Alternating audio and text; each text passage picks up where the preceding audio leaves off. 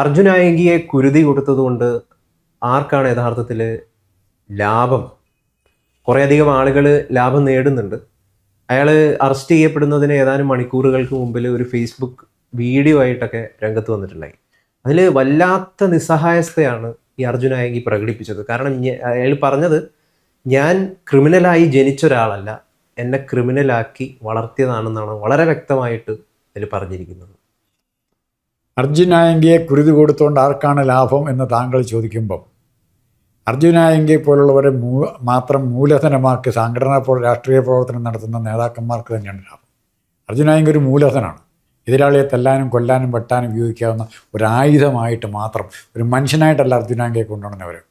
ഇവർക്ക് വേണ്ടി വെട്ടാനും കുത്താനും കൊല്ലാനും കൊലമരത്തിൽ വരെ കയറാൻ കണ്ടാലും മുദ്രാവാക്യം വിളിക്കുന്ന ആ സ്വഭാവം, കൊലമരം ഞങ്ങൾ കണ്ടവരാണ്, കൊലയറ ഞങ്ങൾക്ക് മണിയറയാണ് എന്ന് മുദ്രാവാക്യം വിളിച്ച് ഇവരെ പഠിപ്പിച്ച ഒരുപറ്റം നേതാക്കളുണ്ട്. അത് ഇന്നോ ഇന്നലെ തുടങ്ങിയതല്ല. പി ജയരാജൻ അതിൻ്റെ ഇപ്പോഴത്തെ എല്ലാ ഉത്തരവാദിത്വം ഏറ്റെടുത്തിരിക്കുന്ന ആൾ പി ജയരാജനാണ്. പക്ഷേ പി ജയരാജനും എം വി ജയരാജനുമായിട്ടുള്ള അവിടെ തർക്കങ്ങളുണ്ട്. ഇതേ എം വി ജയരാജൻ തന്നെയാണ് പി ദിവ്യ കൊലക്കേസ് നവീൻ ബാബുവിൻ്റെ മരണം കഴിഞ്ഞ് മാലയിടാൻ പോയത് എം വി ജയരാജനാണ്. അതിൻ്റെ അർത്ഥം തന്നെ പി ജയരാജനെ കുറിക്കണം. അതുപോലെ തന്നെ പി ജയരാജന് പിന്തുണ നൽകുന്ന അർജുനായങ്കിയെ പോലുള്ളവരെ കുറിക്കണം എന്നാഗ്രഹിക്കുന്നത്. ഇതുകൊണ്ട് ഇപ്പോൾ ഒരു പിടിക്ക് രണ്ട് പക്ഷി, അർജുനായങ്കിയെ പോലുള്ളവരെയും തീർക്കാം, പി ജയരാജനും തീർക്കാം. അതാണ് എം വി ജയരാജൻ്റെ ഉള്ളിലിരിപ്പ്. അവരാണ്. അത് തന്നെയാണ് പിണറായി വിജയൻ്റെ ഉള്ളിലിരിപ്പ്. അത് തന്നെ, അത് ഓട്ടോമാറ്റിക്കായിട്ട് അങ്ങനെയാണല്ലോ. എം വി എരിവിളി അത് തന്നെയായിരിക്കും പിണറായി വിജയൻ്റെ ഉള്ളിലിരിപ്പ്. അപ്പം ഇവരെ കുരുതി കൊടുത്തിട്ട് തങ്ങൾ രക്ഷപ്പെടണം. പിന്നെ രണ്ടാമത്തെ പേടി എന്ന് പറയുന്നത്, അർജുനായങ്കി ഇങ്ങനെ നിൽക്കുന്നിടത്തോളം കാലം പി ജയരാജനെ നിശബ്ദനാക്കാമെന്നാണ് കരുതുന്നത്. കാരണം അർജുനായങ്കി എന്തെങ്കിലും വിശദമായി തുറന്നു പറഞ്ഞാൽ പി ജയരാജൻ ഒരുപക്ഷെ പി ജയരാജനും പിണറായി വിജയനും എം വി ജയരാജനും പെടുമെന്നും ആ കൂട്ടത്തിൽ പക്ഷേ പി ജയരാജനും പെടുമെന്നുള്ള പേടിയുള്ളത് കൊണ്ട് പി ജയരാജൻ സൈലൻ്റായിട്ടിരിക്കും എന്നാണ് ഇപ്പോഴത്തെ നമ്മുടെ അറിവ്.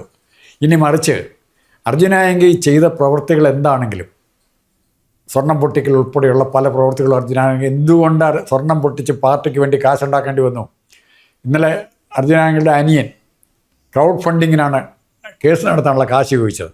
അതായത് പാർട്ടിയിൽ നിന്നും ഇതുവരെ ഇന്നലെ അവർ ഉപയോഗിച്ചുകൊണ്ട് പ്രതിഫലമായി കൊടുത്തുകൊണ്ടിരുന്നതിന് പകരം ഇന്ന് പാർട്ടി ആ സോഴ്സ് മുഴുവൻ ട്രൈ ചെയ്തിരിക്കുന്നു. കിട്ടാനില്ലാത്ത രീതിയിലേക്ക് വന്നിരിക്കുന്നു. ഇന്നലത്തെ അർജുനായങ്കിയുടെ മുഖം കണ്ടായിരുന്നു. ആലോചിച്ചോക്ക്, അർജുനായങ്കി അറസ്റ്റ് ചെയ്യാൻ നേരത്തെ അവിടെ ഒരു പത്രം വായിക്കാനായിട്ട് ശ്രമിച്ചുകൊണ്ടിരിപ്പുണ്ട്.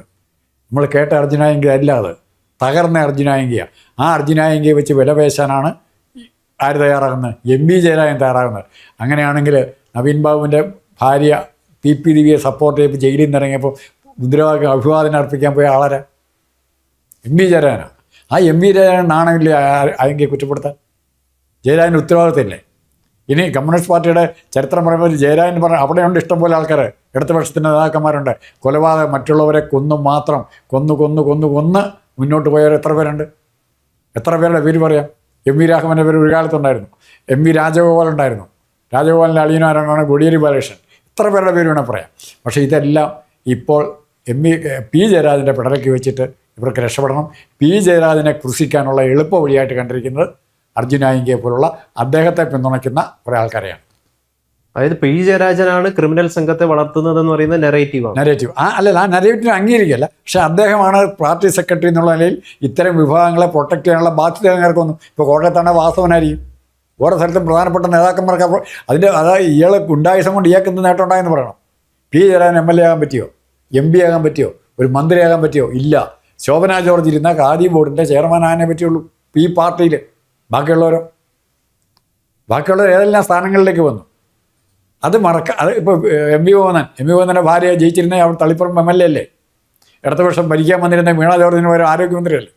അപ്പം അങ്ങനത്തെ രാഷ്ട്രീയത്തിലെ ലാഭനഷ്ടങ്ങൾ നോക്കി കളിക്കുന്നവർക്ക് ഇത്തരം അർജുനായങ്കിമാരെ വേണം. നാളെ ഇത് ആരുടെ കൊടിസുന്നിയിലേക്ക് വരാം. കൊടിസുന്നിയൊക്കെ ഈ ഗ്യാങ്ങിലേക്ക് മാറ്റും.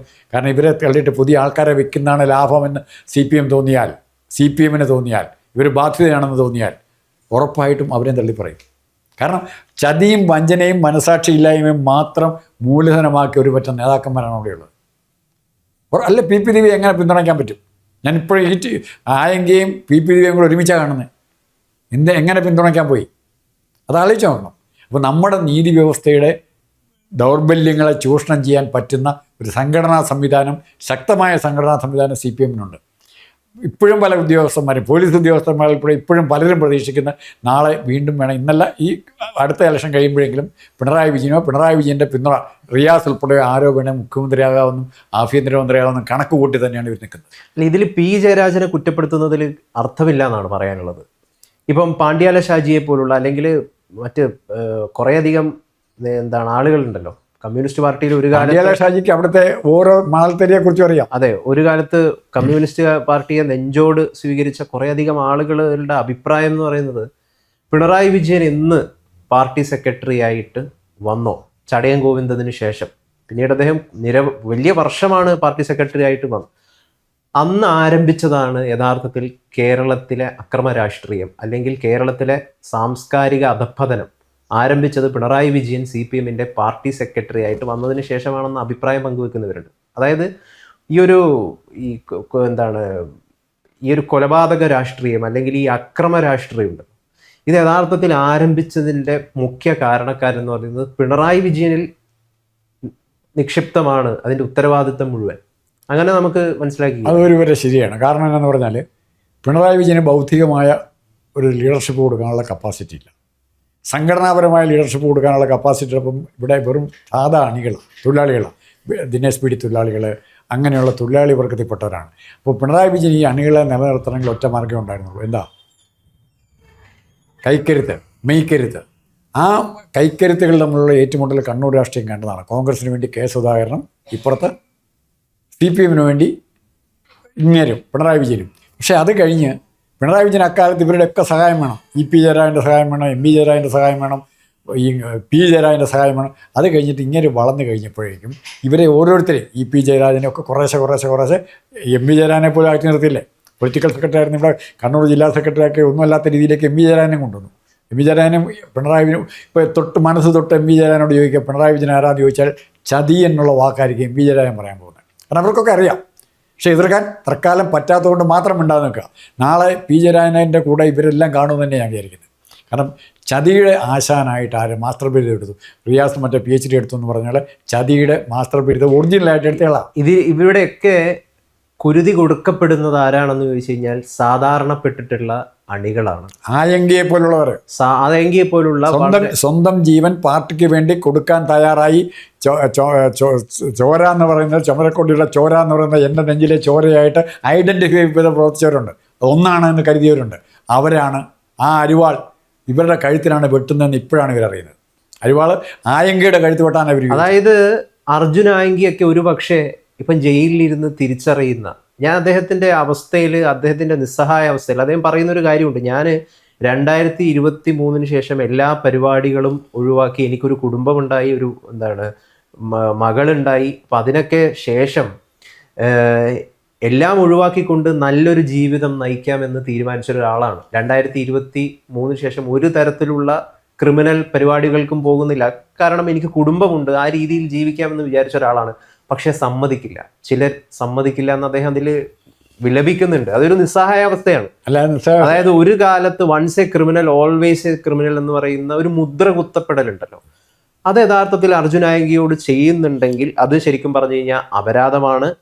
അദ്ദേഹത്തിന് നിരപരാധിത്വം തെളിയിക്കാൻ അർജുൻ ആയങ്കി പറയുന്നത് എന്താണ്? തനിക്കെതിരെ അന്ന് എടുത്തത് കള്ളക്കേസാണ്, ആഭ്യന്തരമന്ത്രിയായിട്ടുള്ള രമേശ് ചെന്നിത്തല പുനരന്വേഷണത്തിന് ഉത്തരവിടണം, അങ്ങനെയാണെങ്കിൽ ഞാൻ നിങ്ങൾക്കൊരു ഉമ്മ തരും, പൊന്നാടയിട്ട് നിങ്ങളെ സ്വീകരിക്കുമെന്നൊക്കെയാണ് പറഞ്ഞിരിക്കുന്നത്. അത് യഥാർത്ഥത്തിൽ ആഭ്യന്തര വകുപ്പ് അദ്ദേഹത്തിന് നിസ്സഹായാവസ്ഥയെ തിരിച്ചറിയണം. Once a criminal always a criminal എന്നല്ല, അർജുൻ ആയങ്കിക്കും നല്ലൊരു മനുഷ്യനായിട്ട് ഈ സമൂഹത്തിൽ ജീവിക്കാനുള്ള അവകാശമുണ്ട്. ആ അവകാശത്തിനൊപ്പം യഥാർത്ഥത്തിൽ സമൂഹം നിൽക്കുകയാണ് വേണ്ടത്. ഒന്നുകൂടെ ഓർക്കുക, നമ്മൾ മറക്കരുത്, ബൈബിളിൽ പറഞ്ഞ വാചകമുണ്ട്, മരണക്കിടക്കയിലും മാനസാന്തരം വരാവുന്നു. എത്ര കൊടിയ കുറ്റവാളിക്കും. അർജുൻ ആയങ്കി മനസ്സുകൊണ്ട് പശ്ചാത്തപിച്ചിട്ടുണ്ടെങ്കിൽ ഞാൻ കണക്ക് കൂട്ടുന്നത് രമേശ് ചെന്നിത്തലയ്ക്കല്ല ഇപ്പോഴത്തെ ആഭ്യന്തര വകുപ്പിനോ ആയങ്കിയിൽ കൂടെ ഒത്തിരി കാര്യങ്ങൾ നേടിയെടുക്കാനുണ്ട്, ഒത്തിരി കാര്യങ്ങൾ. ഇന്നലെ ഇയാൾ P വിജയൻ എന്ന് പറഞ്ഞ DGPയുടെ ഡയലോഗ് കേട്ടായിരുന്നു. അതെ. അപ്പോൾ പത്രക്കാരെ വലിയ കളിയാക്കിയാണ് ചോദിക്കുന്നത്. റിപ്പോർട്ടർ ചാനലിലെ മുട്ടയൊക്കെ ആഞ്ഞ് ചോദിക്കുകയാണ്, എങ്ങനെയാണ് അർജുൻ ആയങ്കിക്ക് എറണാകുളത്തുനിന്ന് അല്ലെ കൊല്ലത്തുനിന്ന് കണ്ണൂർ വരെ എത്താൻ സുരക്ഷിതമായി നാഷണൽ ഹൈവേ കൂടെ എത്താൻ പറ്റുമെന്ന് ചോദിച്ചു. അപ്പോൾ അതായത് പോലീസിൻ്റെ കഴിവുകേടാണ് അവരുടെ കൺമുമ്പിൽ കൂടെ കടന്നു പോയിട്ട് ആയിക്കെ പിടിക്കാൻ പറ്റാത്തതിന് പരിഹസിച്ചുകൊണ്ടാണ് ചോദിച്ചത്. അതിന് പി വിജയൻ പറഞ്ഞിട്ട് മറുപടി, ആ പോക്കിൽ വേറെ ഒത്തിരി ഇരകളെ ഞങ്ങൾക്ക് കിട്ടിയിട്ടുണ്ട്. ആയെങ്കിൽ ബന്ധപ്പെട്ട ആൾക്കാരുണ്ട്, അവരുടെ അഡ്രസ്സ് അല്ലെ അവരാരൊക്കെയാണ് എന്താണെന്ന് കൃത്യമായി പോലീസ് കണ്ടെത്തി കഴിഞ്ഞു. വെറുതെ ഞങ്ങൾ യാത്ര ചെയ്യല്ലേ ചെയ്ത്, പോലീസ് തൊട്ടുപുറകെ തന്നെ, ആയങ്കയുടെ തൊട്ടുപുറകെ തന്നെ പോലീസും ഉണ്ടായിരുന്നു. അതൊരു കെണിയായിരുന്നു. അപ്പോൾ ഇവിടെ ആയങ്കയ്ക്ക് പറ്റിയ കുഴപ്പം, ആയങ്കയെ സഹായിക്കുമെന്ന് പ്രതീക്ഷിച്ചവരുണ്ട്. തൻ്റെ ചോര കൊണ്ട് സഹായിച്ചവർ തിരിച്ച് ആയങ്കയെ സഹായിക്കുമെന്ന് കരുതി. പക്ഷെ അതല്ല ഉണ്ടായത്, ചതിയാണ് ഉണ്ടായത്. ആയങ്കയുടെ കൃത്യമായ ലൊക്കേഷൻ പറഞ്ഞു കൊടുത്ത ഓട്ടോറിക്ഷ ഡ്രൈവർ ആരാന്ന് നമുക്കറിയത്തില്ല, അല്ലെങ്കിൽ ആ താമസിച്ച വീട് ഏതാണെന്ന് അറേഞ്ച് ചെയ്ത് കൊടുത്ത ആരാന്ന് അറിയത്തില്ല. അപ്പോൾ ഇവിടെ ആയങ്കി ആരാണ് എന്നുള്ള പ്രശ്നമുണ്ട്. ഇവിടെ ആയിരക്കണക്കിന്, നൂറുകണക്കിന്, പതിനായിരക്കണക്കിന് രക്തസാക്ഷി കുടുംബങ്ങളുണ്ട്. ഓരോ രക്തസാക്ഷി കുടുംബത്തിലും ഈ രക്തസാക്ഷി കുടുംബങ്ങളിൽ നിന്നുള്ള ഓരോരുത്തരുടെ അച്ഛനും അമ്മയും ആരെയാ പ്രാകുന്നറിയോ? ഇവരുടെ പാർട്ടിയാണ് യഥാർത്ഥത്തിൽ. പാർട്ടിയെ പ്രാകും. ഇവരുടെ കയ്യിലേക്ക് കത്തിയും വാക്കത്തിയും ബോംബും വെച്ച് കൊടുത്തു വിട്ട് നീ പോയിട്ട് വാടാ എന്ന് ആജ്ഞാപിച്ച് പറഞ്ഞു വിട്ട ജയരാജന്മാരും പിണറായി വിജയന്മാരും ഉൾപ്പെടെയുള്ള നേതാക്കന്മാരാണ് ഇവർ പ്രാകുന്നത്. പ്രിയപ്പെട്ട സാധാരണക്കാരായിട്ടുള്ള സഖാക്കളെ, നിങ്ങൾ ഈ പാർട്ടിക്ക് വേണ്ടിയിട്ട് ജീവിതത്യാഗം മുഴുവൻ നടത്തി ജയിലിലും കഴിഞ്ഞ് കുടുംബത്തിന് വേണ്ട രീതിയിലുള്ള ഭക്ഷണം പോലും എത്തിക്കാതെ, കുടുംബത്തിൻ്റെ സുഖസൗകര്യങ്ങൾ എത്രമാത്രം ഉണ്ട് എന്ന് പോലും അന്വേഷിക്കാതെ, പാർട്ടിയുടെയും ചില നേതാക്കളുടെയും ലാഭത്തിന് വേണ്ടി മാത്രം സ്വയം കുരുതി കൊടുക്കുന്നത് ശരിക്കും പറഞ്ഞു കഴിഞ്ഞാൽ കഷ്ടമാണ്. പലരും ഇത് മനസ്സിലാക്കുന്നില്ല. സ്വയം കുരുതി കൊടുക്കുകയാണ്. ആരുടെയോ ഒരു മനസ്സിലാക്കുമ്പോഴത്തേക്കും സമയം കഴിഞ്ഞിരിക്കും. അതെ, പ്രായം കഴിഞ്ഞിരിക്കും, സമയം കഴിഞ്ഞിരിക്കും എന്ന് പറയുന്നത് ജീവിതം നശിച്ചിരിക്കും. ഇപ്പം മുഖ്യമന്ത്രി പിണറായി വിജയന്റെ മക്കള്, ഇപ്പം വീണ വിജയൻ ആയിക്കോട്ടെ, നല്ല സാമ്പത്തിക താങ്കളത് പറഞ്ഞുകൊണ്ട് ഞാൻ പറയാം.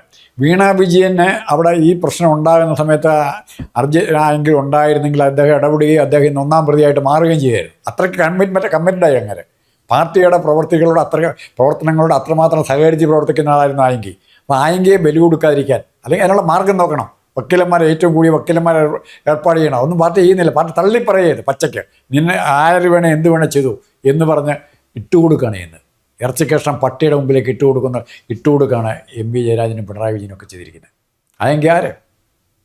ഞാൻ പറഞ്ഞു വന്നത് വീണ വിജയൻ, അതുപോലെ തന്നെ മകനായിട്ടുള്ള വിനീത് തുടങ്ങിയ ആളുകളൊക്കെ ഏത് സ്ഥിതിയിലാണ്? നല്ല സ്ഥിതിയിൽ സ്വന്തം കുടുംബകാര്യം നോക്കിയിട്ടാണ് ജീവിക്കുന്നത്.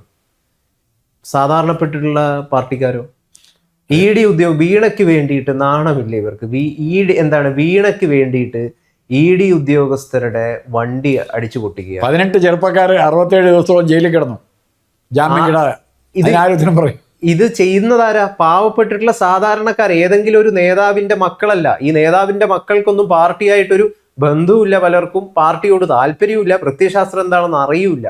പക്ഷെ ഈ സാധാരണപ്പെട്ടിട്ടുള്ള പാവങ്ങളെ ബലി കൊടുക്കുകയാണ് യഥാർത്ഥത്തിൽ പാർട്ടി. അല്ല, അതിൻ്റെ ശിക്ഷ എന്ന് പറയുന്നത് അതിൻ്റെ തിരിച്ചടി, അത്തരം കാര്യങ്ങളുടെ തിരിച്ചടി എന്ന് പറയുന്നത് ഇത്തരം ആൾക്കാരുടെ, ഞാൻ പിണറായി വിജയൻ ഉൾപ്പെടെയുള്ള ഈ പ്രവർത്തകരെ വിറ്റ് അവരുടെ ചോര ഊറ്റി കുടിച്ച് തടിച്ച് വീർത്തവരെ അവരുടെ അവസാനമായിരിക്കും, രാഷ്ട്രീയ അവസാനമായിരിക്കും സംഭവിക്കാൻ പോകുന്നത്. എന്തായാലും DYFI മുൻ ജില്ലാ സെക്രട്ടറി ആയിട്ടുള്ള മനു തോമസ് പറഞ്ഞ കാര്യത്തിന് വലിയ പ്രസക്തിയുണ്ട്. അദ്ദേഹം കഴിഞ്ഞ ദിവസം കുറിക്കുകയുണ്ടായി ഫേസ്ബുക്കിൽ. ഇവര് ക്രിമിനലുകളല്ല, യഥാർത്ഥത്തിൽ ഇവരെ ക്രിമിനലുകളാക്കിയതാണ്. അതിന് നിർമ്മിക്കപ്പെട്ട ക്രിമിനലുകളാണ്. ആരും ക്രിമിനലായിട്ട് ജനിക്കുന്നില്ല. ആരുടെയൊക്കെയോ ലാഭത്തിന് വേണ്ടിയിട്ട് ഇവരുടെയൊക്കെ ആയങ്കിമാരെയും തില്ലങ്കിമാരെയൊക്കെ ടൂളാക്കി മാറ്റുകയാണ് യഥാർത്ഥത്തിൽ ഈ പാർട്ടി എന്ന് പറയുന്നത്. അർജുൻ ആയങ്കി ഇന്നിപ്പോ ജയിലിലിരുന്നിട്ട് യഥാർത്ഥത്തിൽ ക്രൂശിക്കുന്നത് ആരെയായിരിക്കും? കരയായിരിക്കും, ക്രൂശിക്കല്ല. അല്ല ആരെയായിരിക്കും യഥാർത്ഥത്തിൽ കുറ്റപ്പെടുത്തുന്നുണ്ടാവും? അയാളുടെ ഉള്ളിൽ ഒരു വെറുപ്പുണ്ട്. ആ വെറുപ്പ് യഥാർത്ഥത്തിൽ ആർക്ക് മേലാണ് പതിക്കുന്നത്? CPM-ലെ സർവാധിപതിയായി പിണറായി വിജയനെതിരായിരിക്കും. ഇന്ന് അദ്ദേഹത്തിന് അവിടെ ആഹാരം കഴിക്കാൻ പറ്റുമെന്ന് ഞാൻ കരുതുന്നില്ല. വിശക്കുകയില്ല അദ്ദേഹം പറഞ്ഞത് ശരിയാണെങ്കിൽ. താൻ ഈ കുറ്റകൃത്യങ്ങളിൽ നിന്ന് സ്വന്തമായിട്ട് ജീവിക്കാൻ തീരുമാനിച്ച് മടങ്ങി വരുമ്പോഴാണ് എന്നെ വീണ്ടും. എന്തായാലും ആയങ്കിമാരെ പോലുള്ള കുറേയധികം ആളുകളുണ്ട്.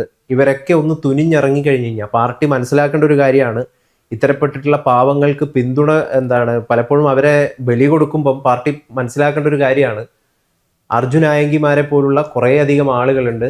ഇവർ വിചാരിച്ചു കഴിഞ്ഞ് കഴിഞ്ഞാൽ കേരളത്തിൽ നിന്ന് CPM-ന്റെ ആപ്പീസ് യഥാർത്ഥത്തിൽ പൂട്ടിക്കാൻ പറ്റും. അതിലേക്ക് തന്നെ ഓഫീസ് പൂട്ടിക്കഴിഞ്ഞിരിക്കുന്നു, ഓൾറെഡി പൂട്ടിക്കഴിഞ്ഞിരിക്കുന്നു. ഇനി അത് പിണറായി വിജയൻ ഇനി ഒന്നുമില്ല എന്ന് പൂട്ടിക്കഴിഞ്ഞാൽ പിണറായി വിജയൻ ഉണ്ടാക്കി എങ്ങനെയെങ്കിലും ഇവിടുന്ന് രക്ഷപ്പെടാനുള്ള മാർഗ്ഗം പിണറായി വിജയൻ നോക്കുള്ളൂ. പിണറായി വിജയൻ പാർട്ടി ഓഫീസിൽ പൂട്ടി കഴിഞ്ഞ് തന്നെ പ്രശ്നം. റിയാസിനെ മന്ത്രിയാക്കാൻ അത് നടക്കില്ല. ദയനീയമായിട്ട് ഇലക്ഷനിൽ തോറ്റു. ഇനിയിപ്പം പിണറായി വിജയന് രാഷ്ട്രീയമായ അംബീഷൻസ് ഇല്ലാത്ത കൊണ്ടാണ്.